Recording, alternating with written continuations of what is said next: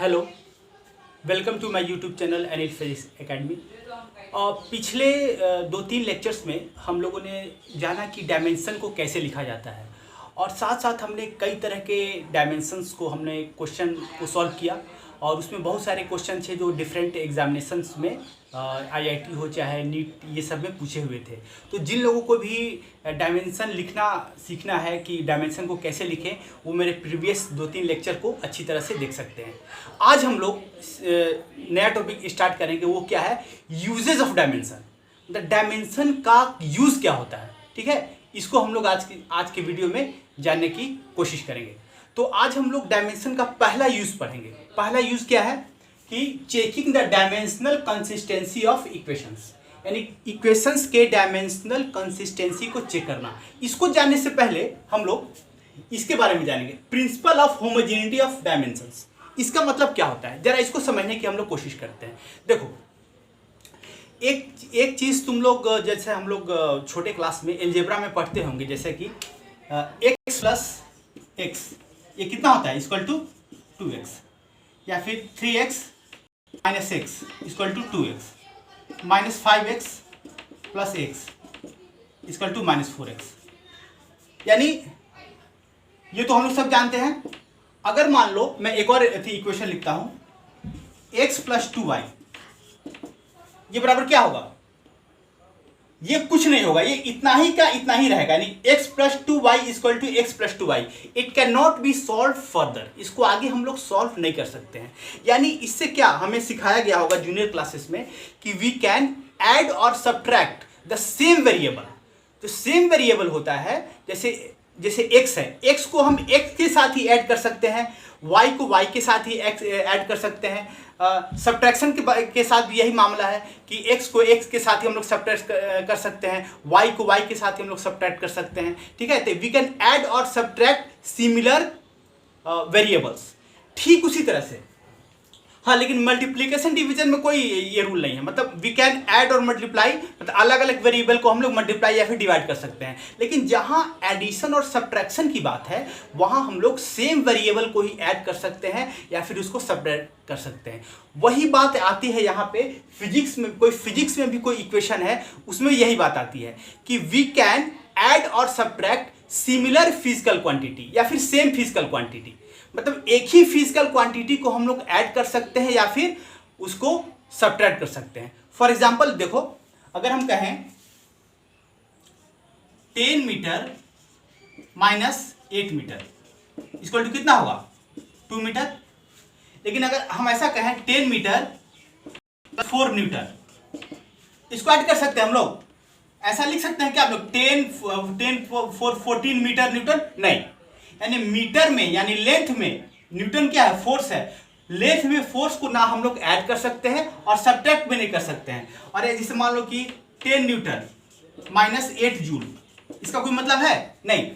Newton किसका है, force का यूनिट है, जूल किसका है, वर्क का यूनिट है। तो वर्क में फोर्स को चाहे मतलब फोर्स में वर्क को ना हम लोग ऐड कर सकते हैं, ना ही हम लोग इसको सब्ट्रैक्ट कर सकते हैं, ठीक है। तो यही है प्रिंसिपल ऑफ डायमेंशंस, यानी वी कैन ऐड और सब्ट्रैक्ट सेम फिजिकल क्वांटिटी।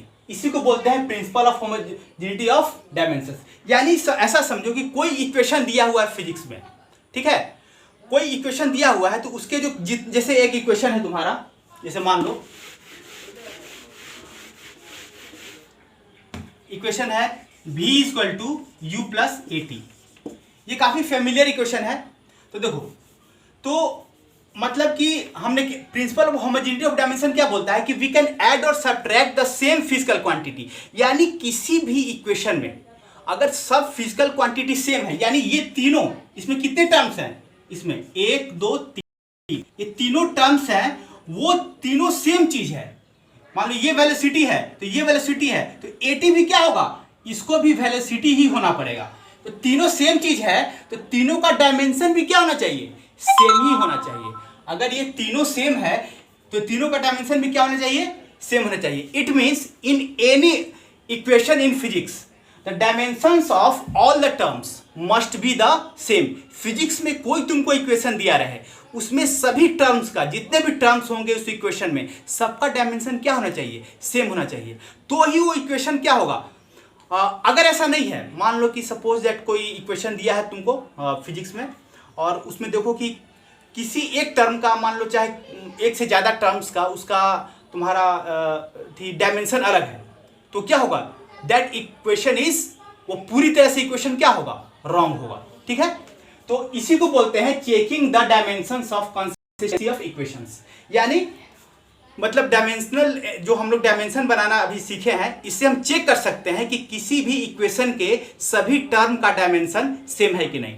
अगर किसी इक्वेशन के सभी टर्म का डायमेंशन सेम होगा तो इक्वेशन वो सही हो सकता है, लेकिन अगर उसका एक भी टर्म डिफरेंट हो गया तो वो इक्वेशन क्या होगा, पूरी तरह से रॉन्ग होगा। ठीक है, तो चलो इसको हम लोग कुछ एग्जाम्पल से समझने की कोशिश करते हैं। एक देखो यही इक्वेशन है, जैसे v equal to U plus A T, तो हम लोग चेक करेंगे, अगर ये इक्वेशन तो हम लोग जानते हैं सही है, हम लोग क्लास 9th में भी ये इक्वेशन पढ़े थे, ये इक्वेशन सही है। अगर ये इक्वेशन सही है तो इसके सभी टर्म्स का, 3 टर्म्स है इसमें, v, u और a t, इसका डायमेंशन क्या होना चाहिए, सेम होना चाहिए। अगर ये सेम नहीं होगा तो इक्वेशन बिल्कुल भी रॉन्ग होगा। तो चलो इसको हम लोग चेक करते हैं। v, तो v क्या होता है, फाइनल वेलोसिटी, तो वेलोसिटी का डायमेंशन हम क्या बताए हैं तुम लोग को, एल टी इनवर्स। u क्या होता है, इनिशियल वेलोसिटी, इसका डायमेंशन भी क्या होगा, वेलोसिटी का तो एल टी इनवर्स ही होगा। फिर ए टी, ए क्या है, एक्सेलरेशन है, तो इसका डायमेंशन एल टी इनवर्स 2, और टी क्या है, टाइम है, तो क्या होगा, ये भी होगा एल टी इनवर्स। ठीक है, तो we have checked the dimensional consistency of this equation. So this equation, देखो इस इक्वेशन के सभी टर्म्स का, तीनों टर्म्स का जो डायमेंशन क्या हो गया, सेम आ गया। u का भी, जो v का है वही at का है, यानी this equation is dimensionally correct. ठीक है, चलो एक बार इक्वेशन देखते हैं हम लोग।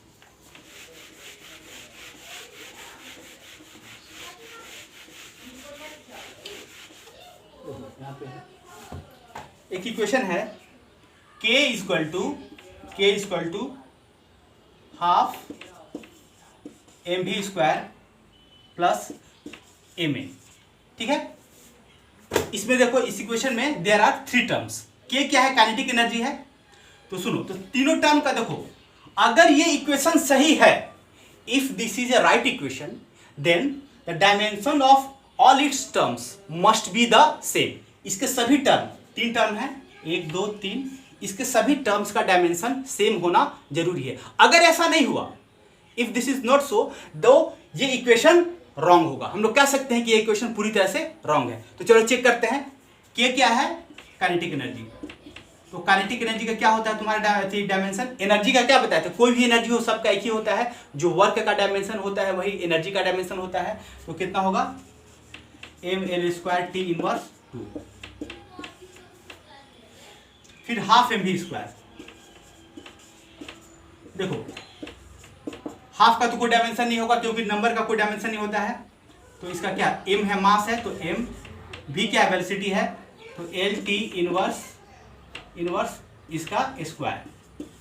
ठीक है, तो कितना हो गया, m L square T inverse 2, ये हाफ एम वी स्क्वायर का होगा। अब एम ए का चेक करते हैं, एम ए, तो एम ए का क्या होगा, m का मास, a का एल टी इनवर्स 2।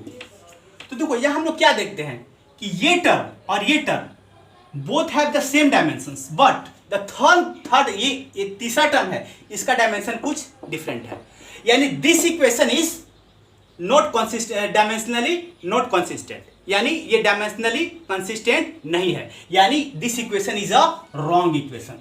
हम लोग हर हाल में बोल सकते हैं कि इक्वेशन क्या है, रॉन्ग इक्वेशन है। यानी ऐसा कोई तुमको इक्वेशन मिले जिसमें सभी टर्म्स का, उसके सभी टर्म्स का डायमेंशन सेम नहीं हो, तो इक्वेशन क्या होता है, वो इक्वेशन हर हाल में रॉन्ग होता है। ठीक है, तो एक सवाल यहां पे है कि मान लो कि सपोज दैट अगर मान लो कोई इक्वेशन है, ठीक है, उसके सभी टर्म्स का डायमेंशन सेम है, तो क्या वो इक्वेशन हर हाल में सही होगा, या सही हो सकता है और नहीं भी हो सकता है। इसके चलो एक एग्जांपल से हम लोग यहां समझते हैं। ठीक है, देखो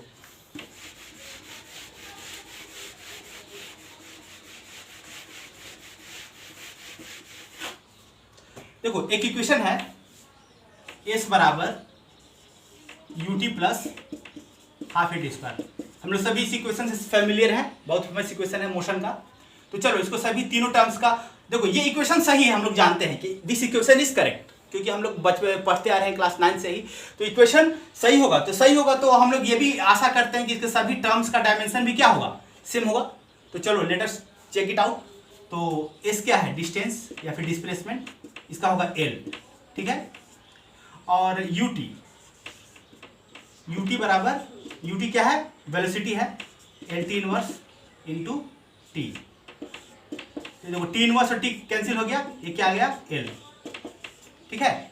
और यहां पे तुम्हारा half A T square, half A T square, इसका कितना होगा, बराबर तुम्हारा हाफ का तो कोई डायमेंशन नहीं होगा, तो यहां लिखते हैं हाफ का तो कोई डायमेंशन नहीं होगा, ए का क्या होगा, एल टी इनवर्स 2 और टी का टी स्क्वायर, तो क्या होगा, टी इनवर्स 2 और टी स्क्वायर कट गया, क्या बचा, एल बचा। यानी इस इक्वेशन के तीनों टर्म्स का डायमेंशन, ये इक्वेशन तो सही है, तो हम लोग और इसके ये सही भी हुआ कि इसके तीनों टर्म्स का डायमेंशन भी क्या आया, सेम आया। अब देखो थोड़ा इस इक्वेशन में हम चेंज करते हैं, ऐसा लिखते हैं हम लोग एस बराबर यूटी प्लस एटी स्क्वायर। ये इक्वेशन सही नहीं है, this is not a right equation, ठीक है, क्योंकि इक्वेशन होता है S equal to U T plus half A T square, ये इक्वेशन गलत है। अब ये इक्वेशन गलत है तो अब देखते हैं ये डायमेंशनली कंसिस्टेंट है कि नहीं, मतलब इसके सभी टर्म्स का डायमेंशन सेम है कि नहीं। तो देखो एस का तो डायमेंशन होगा एल,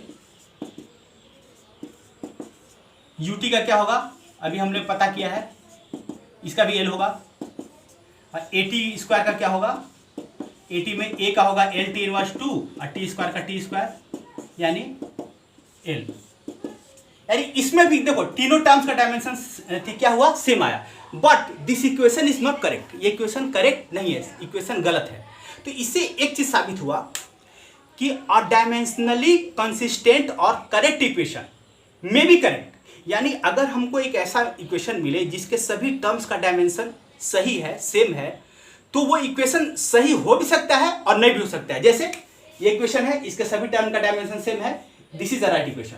और ये इक्वेशन, इसके सभी टर्म का डायमेंशन सेम नहीं है और this is a wrong equation. यानी अगर मतलब कि अगर किसी इक्वेशन के सभी टर्म्स का डायमेंशन सेम है तो that equation may be correct और नॉट, वो सही हो सकता है भी नहीं हो सकता है। But a dimensionally incorrect equation or dimensionally inconsistent equation must be the wrong। यानी अगर कोई हमको ऐसा इक्वेशन मिले जिसके सभी टर्म्स का डायमेंशन सेम नहीं है तो क्या कह सकते हैं, हम सीधे बोल सकते हैं कि हाँ वो इक्वेशन हर हाल में रॉन्ग है, वो इक्वेशन बिल्कुल ही रॉन्ग है। लेकिन अगर हमको ऐसा इक्वेशन मिले जिसके सभी टर्म का डायमेंशन सेम है तो वो इक्वेशन सही भी हो भी सकता है और नहीं भी हो सकता है। तो इसको हम लोग ऐसे कह सकते हैं, a dimensionally correct equation need not be right, but a dimensionally wrong equation must be the wrong. ठीक है, तो इस स्टेटमेंट को मैं यहां पे लिख देता हूं। ठीक है,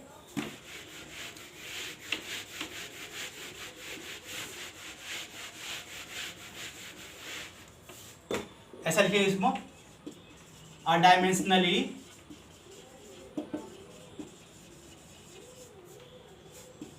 correct equation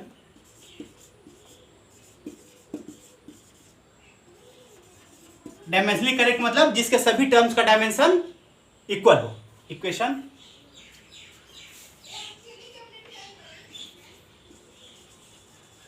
need not B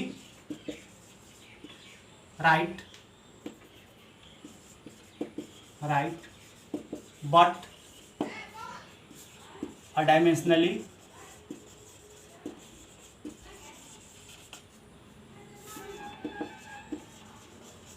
incorrect equation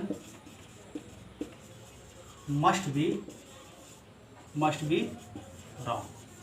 ठीक है, हाँ ठीक है। तो चलो अब हम लोग इस पर कुछ क्वेश्चन बनाते हैं।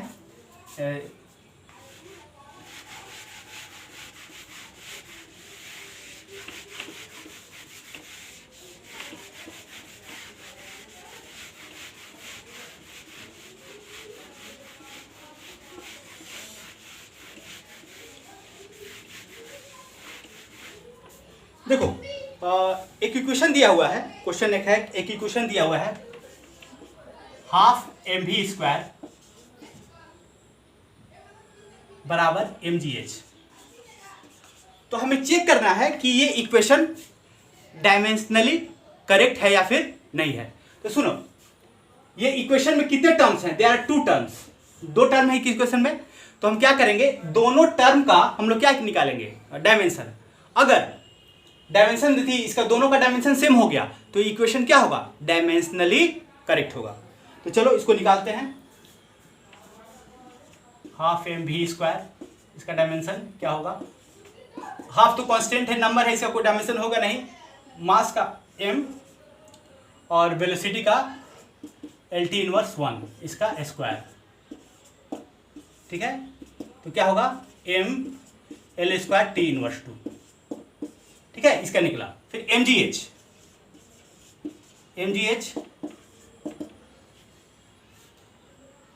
तो मास का m होगा, g क्या है, इसी एक्सेलरेशन ड्यू टू ग्रेविटी। तो जो एक्सेलरेशन का डायमेंशन होगा वही g का भी, स्मॉल g का भी डायमेंशन होगा। तो क्या होगा, ये LT इनवर्स 2। और h का हाइट, h क्या होता है, हाइट है, तो इसका होगा l। तो क्या होगा, ये भी हो गया m L square T inverse 2। So this equation is dimensionally correct, क्योंकि इसके दोनों टर्म का डायमेंशन क्या है, सेम है, ठीक है। तो चलो एक और क्वेश्चन हम लोग सॉल्व करते हैं इस पे।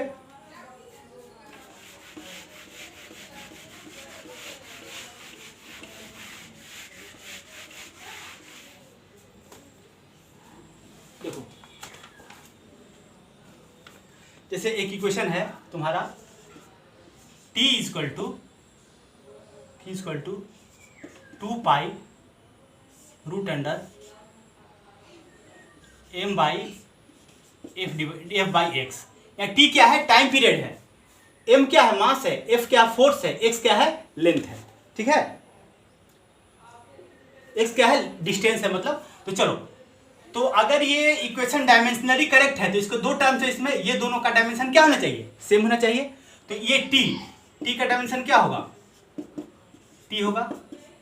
अब इसका चेक करते हैं, इसका 2 pi root under m by f divided by x, इसका डायमेंशन चेक करना हमको। तो चलो, 2 पाई तो एक नंबर है, प्योर नंबर, इसका कोई भी डायमेंशन होगा नहीं, ठीक है।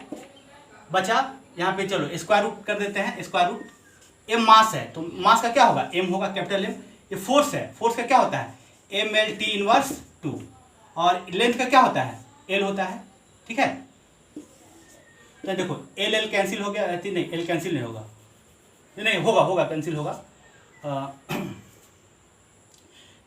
तुम्हारा l यहाँ कैंसिल हो गया, mm यहाँ कैंसिल हो गया। तो क्या बचा यहाँ तुम्हारा, रूट अंडर t इनवर्स है, इनवर्स 2 है, तो ऊपर जाके क्या हो जाएगा, t स्क्वायर हो जाएगा, ऊपर जाके तो t स्क्वायर होगा ना, और इसका होगा t। यानी दोनों टर्म का डायमेंशन क्या है, करेक्ट है। सो this equation is dimensionally correct, ठीक है। तो गाइज हम लोग जो अब आज के लिए बस इतना ही, और जो नेक्स्ट लेक्चर होगा हमारा उसमें हम लोग NCERT बुक का जो डायमेंशन थी इसी पे, मतलब कंसिस्टेंसी ऑफ डायमेंशन पे जो भी क्वेश्चन होगा उसको हम लोग सॉल्व करेंगे नेक्स्ट वीडियो में। तो आप लोगों से रिक्वेस्ट है कि जिन लोगों ने भी मेरा चैनल सब्सक्राइब नहीं किया है वो सब्सक्राइब कर ले और बेल आइकन भी दबा दे। तो थैंक यू वेरी मच।